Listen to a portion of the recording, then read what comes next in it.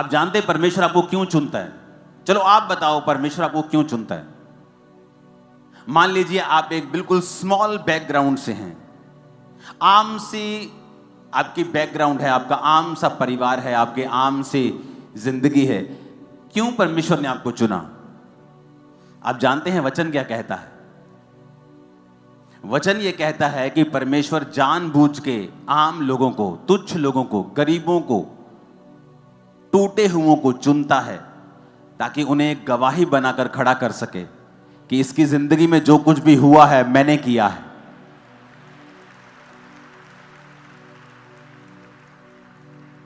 आज मैं ये नहीं कह सकता कि मैं कंप्यूटर इंजीनियर हूं तो मैं बड़ा अच्छा बोलता था, परमेश्वर ने मुझे चुन लिया।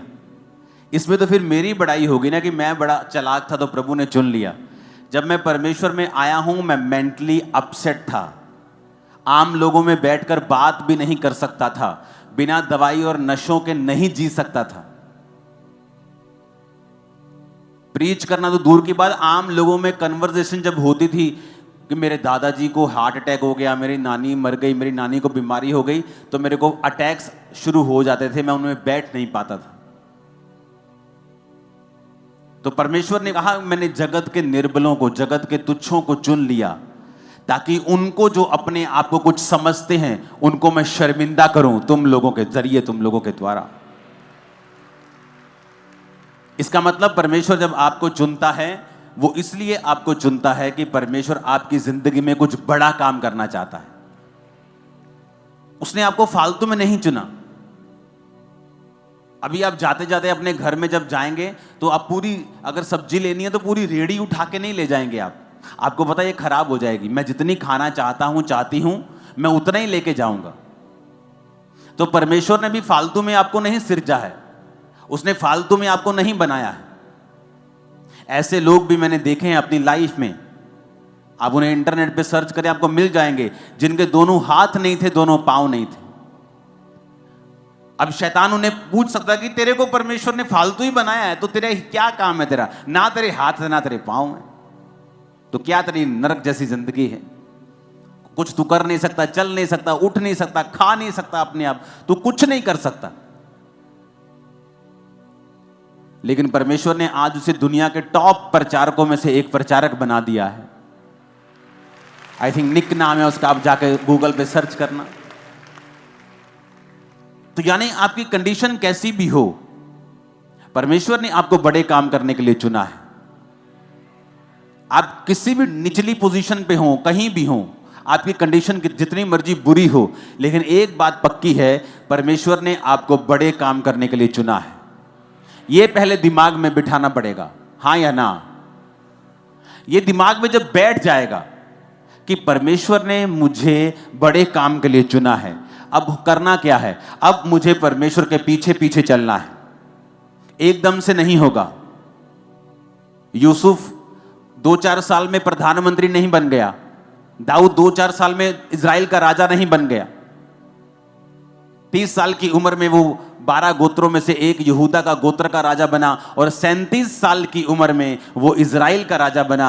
और जब वो मसा किया गया था राजा होने के लिए, शायद वो 15 से 16 टीन एज के बीच में था वो।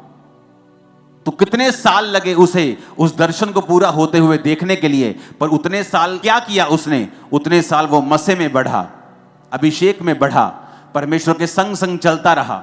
दुखी भी रहा होगा, परीक्षाओं में भी रहा होगा, लेकिन उसने परमेश्वर के वचन के साथ कॉम्प्रोमाइज नहीं किया। आज 2 बार वीजा रिजेक्ट हो जाए तो आदमी व्यभिचार करने चला जाता है। 3 बार किसी ने वीजा रिजेक्ट कर दिया तो दारू पीने चला जाता है।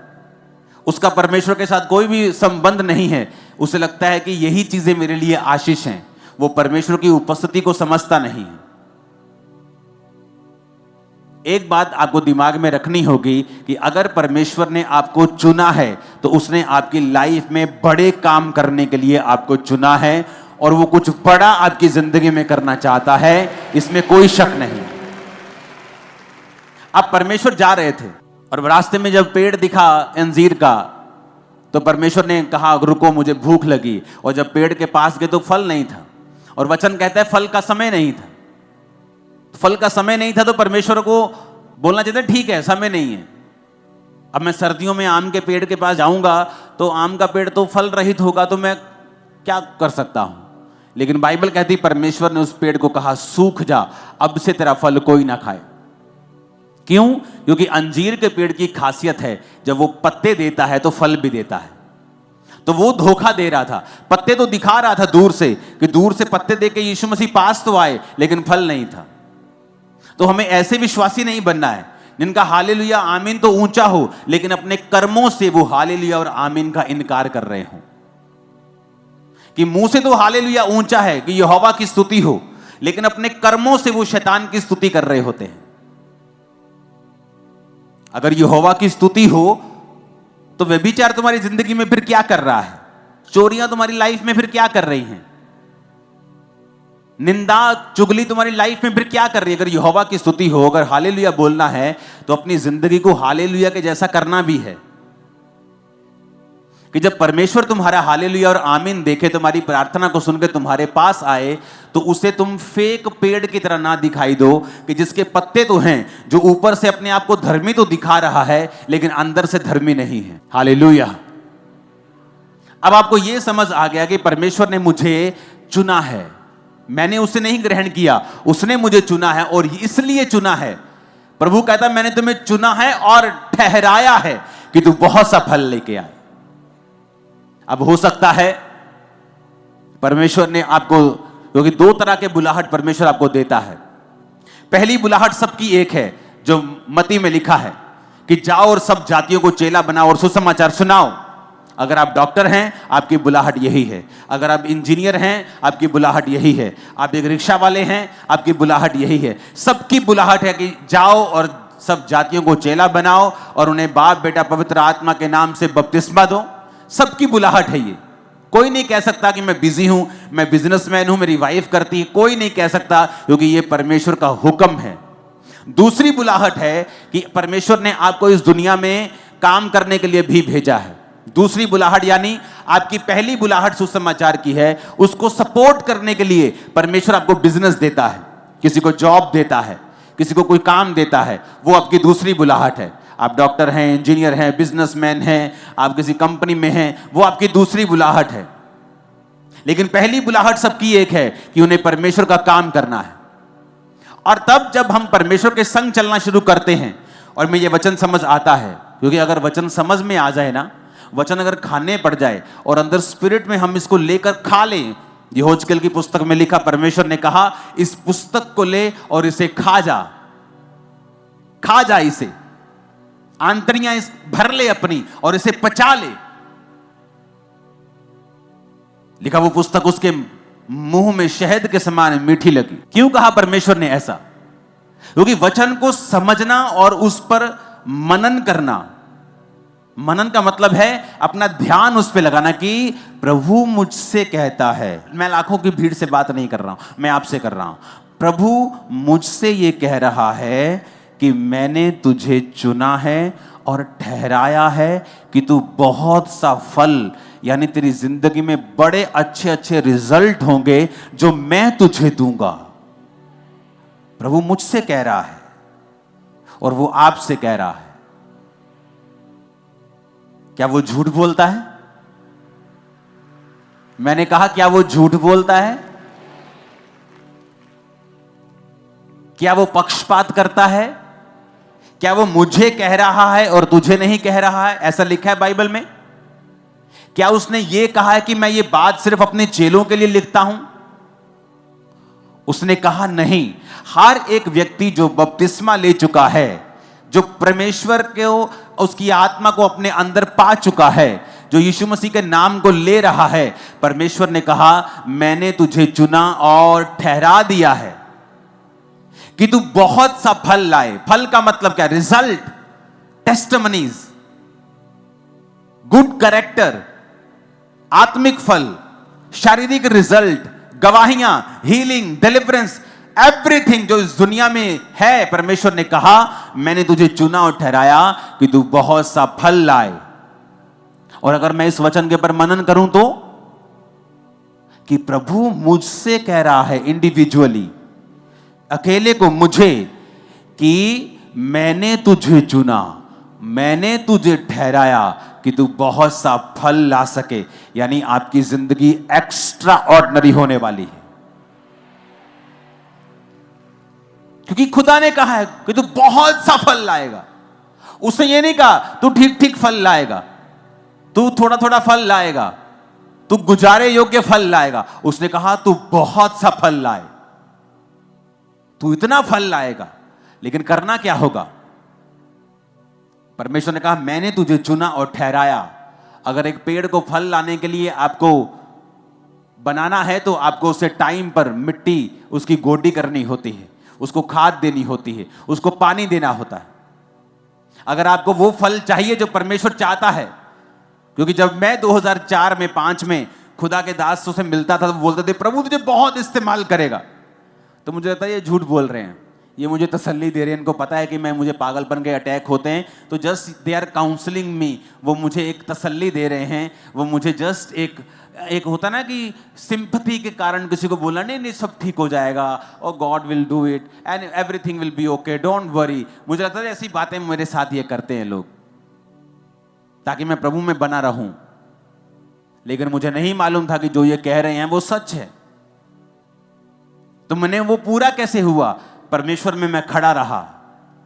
आंधी तूफान आते हैं, पेड़ बना रहता है, अगर उसकी जड़ें मजबूत हैं वो गिरता नहीं। उसके बाद पानी, यानी परमेश्वर के वचन से अपने आप को हर वक्त फुल रखना। आंधी और तूफानों में परमेश्वर को, उसके वचन को पकड़े रहना और उसे छोड़ना नहीं। फास्टिंग के साथ, प्रार्थना के साथ एक खाद की तरह काम करना, जिस तरह प्रार्थना और फास्टिंग एक खाद की तरह काम करती है, वचन पानी की तरह काम करता है, और धीरे धीरे फिर आप फल लाने लगते हैं। जिस काम के लिए परमेश्वर ने आपको अपने लहू से खरीदा होता है, परमेश्वर उसको जाहिर करना शुरू करता है। फल आने शुरू होते हैं। पहले साल थोड़े, दूसरे साल थोड़े ज्यादा, तीसरे साल और ज्यादा, छठे, सातवें, 10वें साल में आप फलों से भरे हुए होते हैं। ओ आमीन ऊंचा। तो ये फल आपके लाइफ में एंटर कर रहे हैं, फाइनेंस में एंटर कर रहे हैं, परिवारों में एंटर कर रहे हैं, स्पिरिट्स में एंटर कर रहे हैं, सेवकाइयों में एंटर कर रहे हैं, बच्चों की लाइफ में एंटर कर रहे हैं। आमीन ऊंचा। तो ये बरकत तुम्हारी है चर्च। हालेलुया। उसने कहा मैंने तुझे चुना।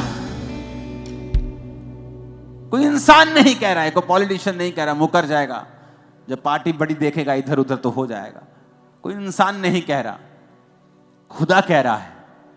जिसे किसी कोर्ट में लेके नहीं जाया जा सकता, जिसके ऊपर कोई केस नहीं चलाया जा सकता, जो कभी झूठ नहीं बोलता है। आपको लगता है जिस तरह मैं झूठ नहीं बोलती उसी तरह प्रभु झूठ नहीं बोलता? नहीं, वो ये बात नहीं कर रहा, वो ये बात नहीं कर रहा कि ये कितने का लिया, मैंने ये 200 रुपए का लिया, झूठ बोल दो, मैंने 500 का लिया।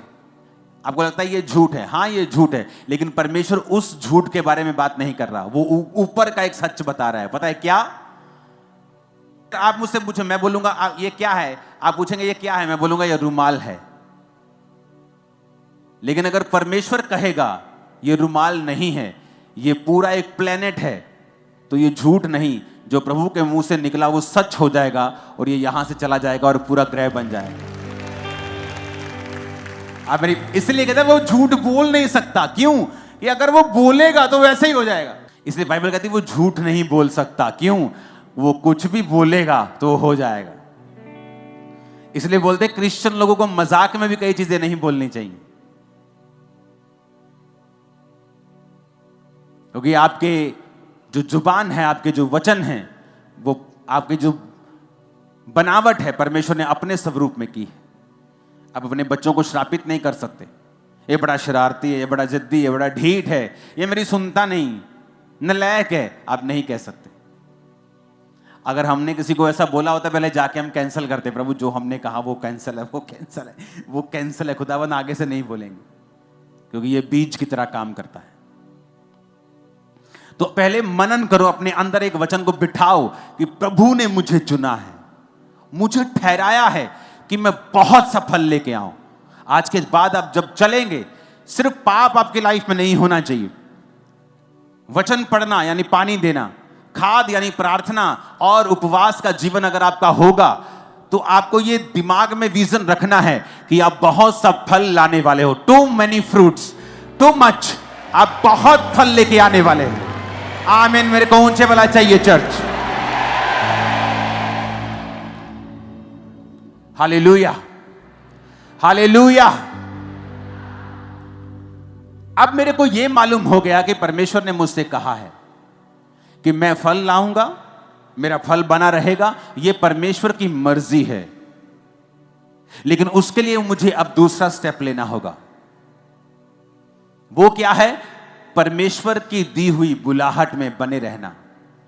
क्योंकि परमेश्वर जो कुछ कहता है, अगर आप उससे हटकर काम करते हैं तो फिर आप परमेश्वर के फलों में नहीं रह सकते हैं। बाइबल कहती है, योना नबी की पुस्तक 1 अध्याय उसकी 1 आयत में, यहोवा का यह वचन अमित्ते के पुत्र योना के पास पहुंचा, उठकर उस बड़े नगर निनवे को जा और उसके विरुद्ध प्रचार कर, क्योंकि उसकी बुराई मेरी दृष्टि में बढ़ गई है। परंतु योना यहोवा के सम्मुख से तरशीश को भाग जाने के लिए उठा और याफा नगर को जाकर तरशीश जाने वाला एक जहाज पाया और किराया देकर उस पर चढ़ गया और उसके साथ यहोवा के सम्मुख से वो तरशीश को चला जाए। तब यहोवा ने समुद्र में एक प्रचंड आंधी चलाई और समुद्र में बड़ी आंधी उठी कि जहाज टूटने पर था। मल्लाह लोग उठकर अपने देवता की दुहाई देने लगे और जहाज में जो व्यापार की सामग्री थी उसे समुद्र में फेंकने लगे कि जहाज हल्का हो जाए। परंतु योना जहाज के निचले भाग में उतरकर सो गया था और गहरी नींद में पड़ा हुआ था।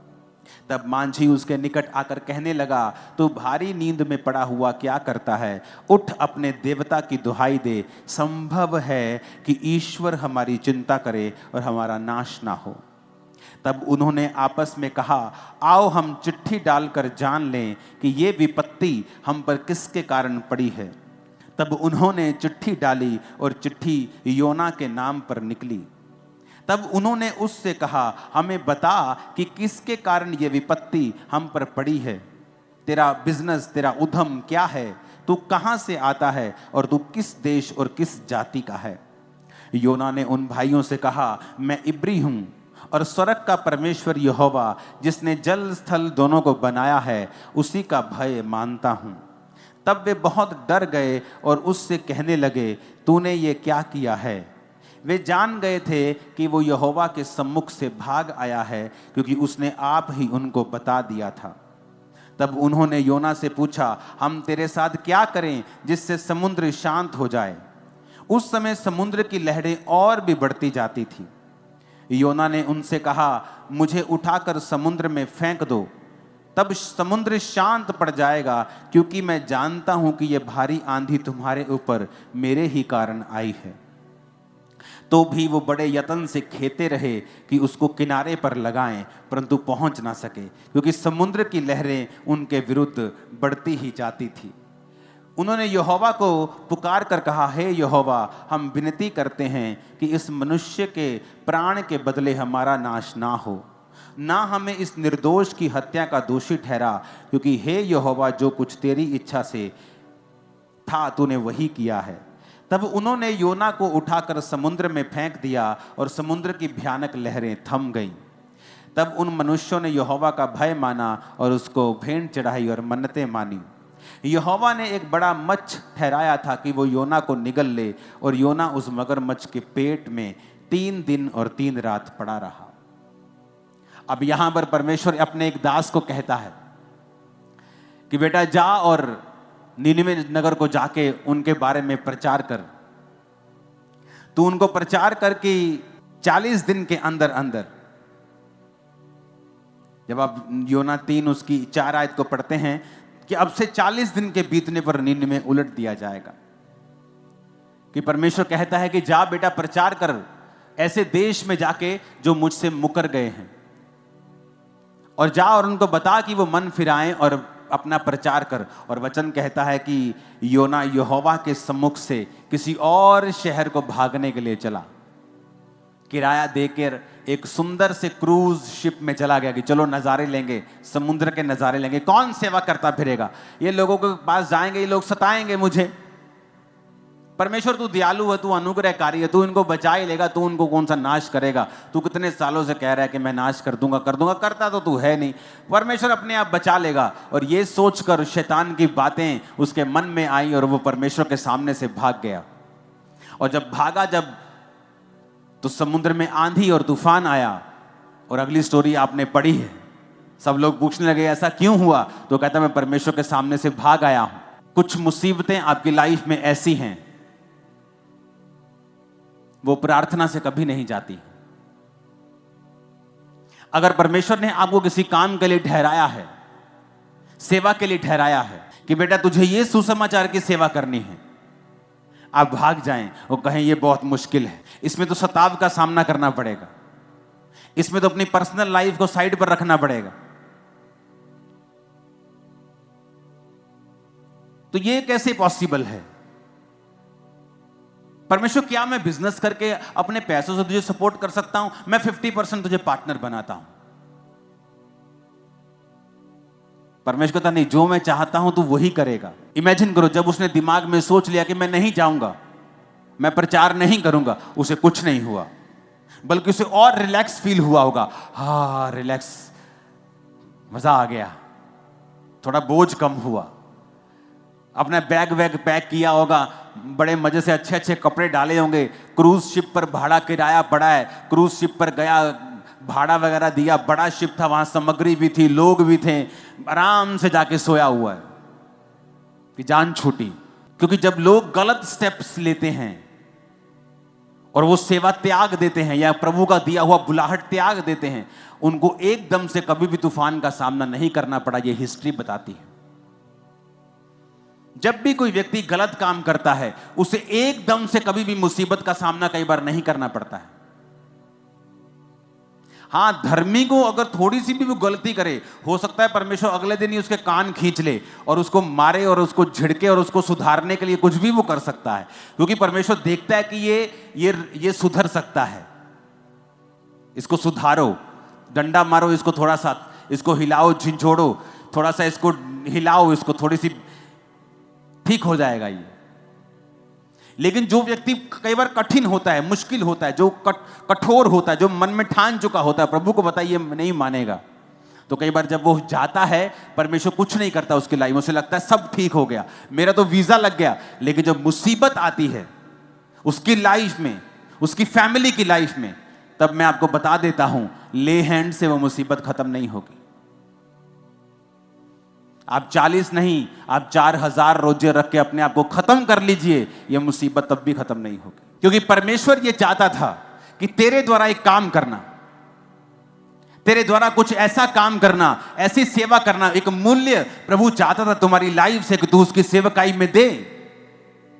उसके बदले में वो तुझे ब्लेस रखता, तेरे परिवार को ब्लेस रखता, सब कुछ अच्छा होता, समय पर तुझे सब कुछ मिल जाता।